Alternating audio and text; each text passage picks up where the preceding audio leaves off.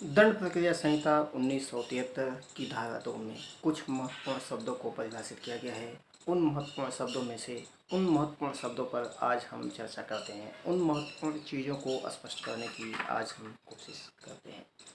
जैसे दंड प्रक्रिया संहिता 1973 की धारा 2 में सबसे पहले जिस शब्द को परिभाषित किया गया है वह है जमानती अपराध। दंड प्रक्रिया संहिता 1973 की धारा 2 क में या 2A में जमानती अपराध को सबसे पहले बताया गया है। सामान्यतः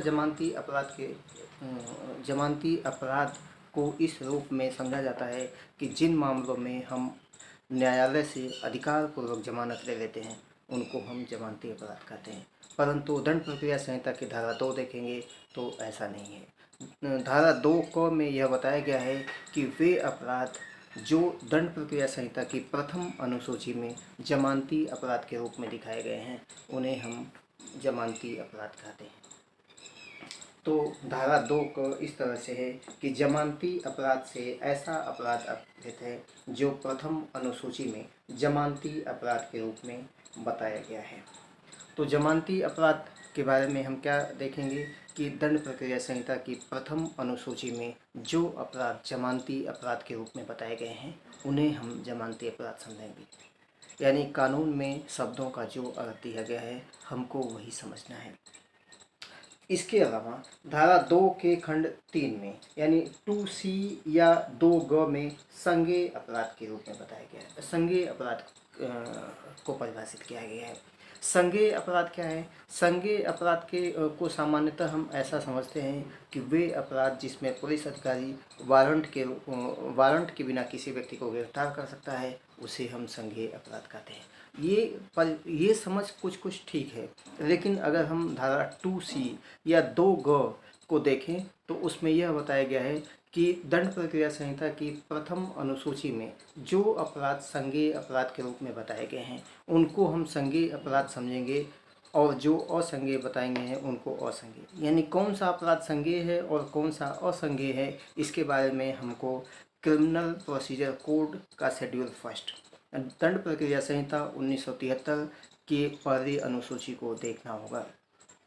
तो पहली अनुसूची में जो अपराध संज्ञेय अपराध के रूप में बताए गए हैं उनको ही हम संज्ञेय अपराध कहेंगे और उन मामलों में पुलिस अधिकारी वारंट के बिना किसी व्यक्ति को गिरफ्तार कर सकता है। तो ये 2C यानी 2G हो गया संज्ञेय अपराध। इसके बाद 2D में परिवाद के बारे में बताया गया है। धारा 2G दंड प्रक्रिया संहिता की धारा 2 के खंड घ यानी 2D में परिवाद के रूप को परिभाषित किया गया है। परिवाद को हम देखते हैं तो उसको इस तरह से कह सकते हैं कि मजिस्ट्रेट द्वारा कार्रवाई किए जाने की दृष्टि से। यानी अगर हम ये चाहते हैं कि मजिस्ट्रेट कार्रवाई करे तो उसके संबंध में मौखिक या लिखित रूप में मजिस्ट्रेट से किया गया यह अभिकथन अभिप्रेत है कि किसी व्यक्ति ने, चाहे वह ज्ञात हो या अज्ञात हो, उस व्यक्ति ने अपराध किया है। यानी परिवाद हम उसे कहेंगे कि मजिस्ट्रेट से हम कोई अभिकथन करते हैं और इस उद्देश्य से करते हैं, इस दृष्टिकोण से करते हैं कि मजिस्ट्रेट उसके संबंध में कार्रवाई करे और चाहे अपराधी ज्ञात हो या अज्ञात हो। तो 2D के संबंध में जब हम परिवाद के बारे में देखते हैं तो यह पाते हैं कि परिवाद से दंड प्रक्रिया संहिता के अधीन मजिस्ट्रेट द्वारा कार्रवाई किए जाने की दृष्टि से मौखिक या लिखित रूप में उसे किया गया यह अभिकथन अभिप्रेत है कि किसी व्यक्ति ने, चाहे वह ज्ञात हो या अज्ञात हो, अपराध किया है। लेकिन एक चीज़ विशेष ध्यान देना है कि जो परिवाद है 2D का जो परिवाद 2D में धारा 2G में जो परिवाद बताया गया है उसके अंतर्गत पुलिस रिपोर्ट नहीं आती है। तो धारा 2G में परिवाद को इस रूप में बताया गया है कि मजिस्ट्रेट से कार्रवाई किए जाने की दृष्टि से किया गया कोई अभिकथन है, चाहे वह लिखित हो या मौखिक हो, ताकि मजिस्ट्रेट उस संबंध में कार्रवाई कर सके कि किसी व्यक्ति ने कोई अपराध किया है और अपराधी चाहे ज्ञात हो या अज्ञात हो। तो धारा 2G में परिवाद के बारे में बताया गया है। इसके बाद आता है 2G 2(6) जांच। 2G में 2(6) में यानी 2G में जांच के बारे में बताया गया है। और बताया गया है कि जांच से अभिप्रेत है विचारण से भिन्न प्रत्येक ऐसी जांच जो दंड प्रक्रिया संहिता के अधीन मजिस्ट्रेट या न्यायालय द्वारा की जाए। इसके बाद 2H 2J में अन्वेषण के बारे में बताया गया है। अन्वेषण के बारे में यह बताया गया है कि अन्वेषण ऐसी कार्रवाई है जो पुलिस अधिकारी द्वारा या इस संहिता के अधीन मजिस्ट्रेट द्वारा अधिकृत किसी व्यक्ति द्वारा की जाती है और उसका उद्देश्य साक्ष्य एकत्रित करना हो। यानी 2J में 2H में बताया गया है कि अन्वेषण के अंतर्गत वे सब कार्रवाइयाँ हैं जो इस संहिता के अधीन पुलिस अधिकारी द्वारा या किसी भी ऐसे व्यक्ति द्वारा जो मजिस्ट्रेट द्वारा इस निमित्त प्राधिकृत किया गया हो साक्ष्य एकत्र करने के लिए की जाए। यानी अन्वेषण की कार्रवाइयों का उद्देश्य क्या होता है? अन्वेषण की कार्रवाइयों का उद्देश्य होता है साक्ष्य एकत्रित करना। जब कोई अपराध घटित होता है तो उसके संबंध में साक्ष्य एकत्रित करने के लिए जो कार्रवाई पुलिस अधिकारी द्वारा या दंड प्रक्रिया संहिता के अधीन मजिस्ट्रेट से भिन्न मजिस्ट्रेट द्वारा अधिकृत किसी व्यक्ति द्वारा साक्ष्य एकत्रित करने के लिए की जाए तो उसे हम कहते हैं अन्वेषण की कार्रवाई। तो इसको 2J में या 2H में अन्वेषण के बारे में बताया गया है। इसके बाद है न्यायिक कार्रवाई।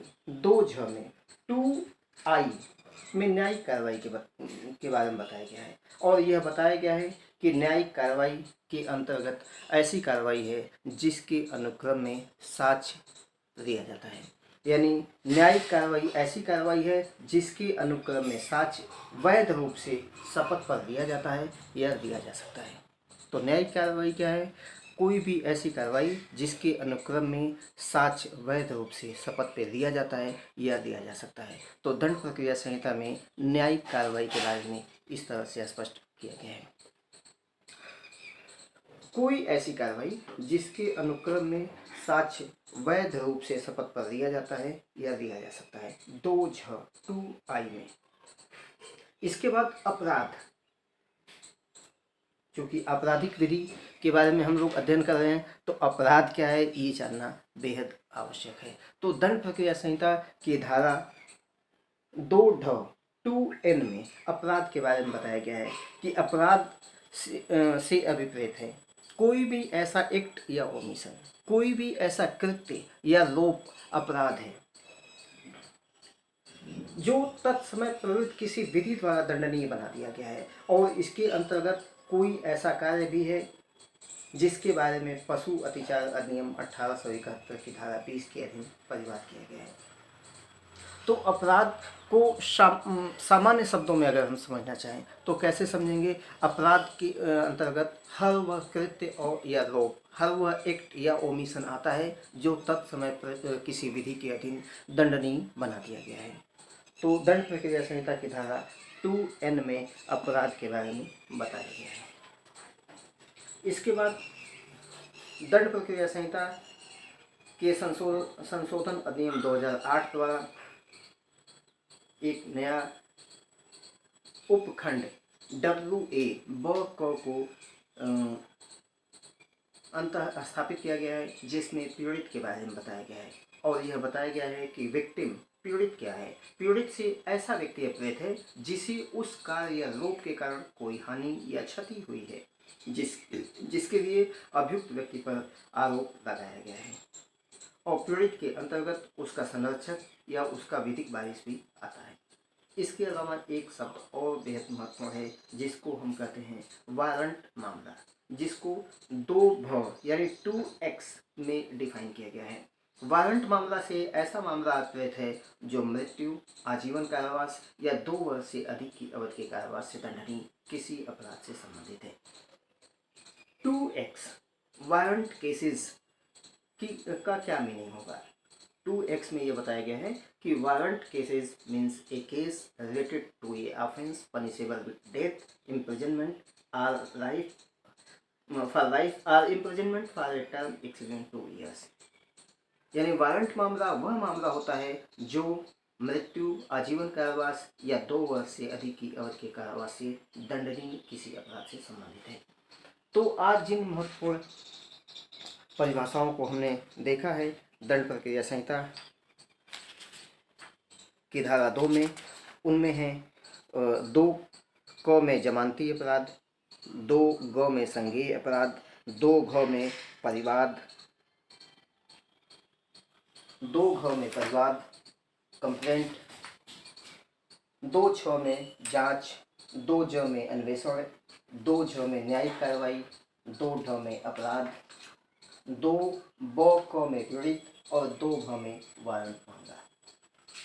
ये बेहद महत्वपूर्ण परिभाषाएं हैं। धारा 2 अपने आप में बहुत ही महत्वपूर्ण धारा है जो प्रतियोगी परीक्षाओं की तैयारी कर रहे न्यायिक क्षेत्र के विद्यार्थियों के लिए और सामान्य अधिवक्ताओं के लिए भी बेहद महत्वपूर्ण है। जिस धारा 2 में वैसे तो और भी कुछ शब्दों को परिभाषित किया गया है, लेकिन आज जिन परिभाषाओं को हमने देखा वो और भी ज़्यादा महत्वपूर्ण है। तो हमको ध्यान देना है कि जमानती अपराध क्या होता है, संज्ञेय अपराध क्या होता है, या परिवाद किसे कहते हैं, जांच, अन्वेषण और न्यायिक कार्रवाई क्या है, किस कृत्य को अपराध कहा जाएगा, कौन सा कृत्य या लोक अपराध हो जाएगा। तो अपराध के बारे में समझ लेना है कि अपराध से कोई भी ऐसा कार्य या लोक अभिप्रेत है जो तत्समय प्रवृत्त किसी विधि द्वारा दंडनीय बना दिया गया है। अन्वेषण के अंतर्गत वे सब कार्रवाइयाँ आती हैं जो साक्ष्य एकत्रित करने के लिए की जाए। जांच जो होती है वो विचारण से भिन्न होती है और जो मजिस्ट्रेट या न्यायालय द्वारा की जाती है। न्यायिक कार्रवाई ऐसी कार्रवाई है जिसके अनुक्रम में साक्ष्य वैध रूप से शपथ कर दिया जाता है। पीड़ित से ऐसा व्यक्ति अभिप्रेत है जो उस कार्य या लोक के कारण कोई हानि या क्षति कारित हुई है जिसके लिए अभियुक्त व्यक्ति पर आरोप है, और पीड़ित के अंतर्गत उसका संरक्षक और विधिकारी भी है। वारंट मामला ऐसा मामला है जो मृत्यु, आजीवन कारावास या 2 वर्ष से अधिक की अवधि कारावास से कम अपराध से संबंधित है। Thank you.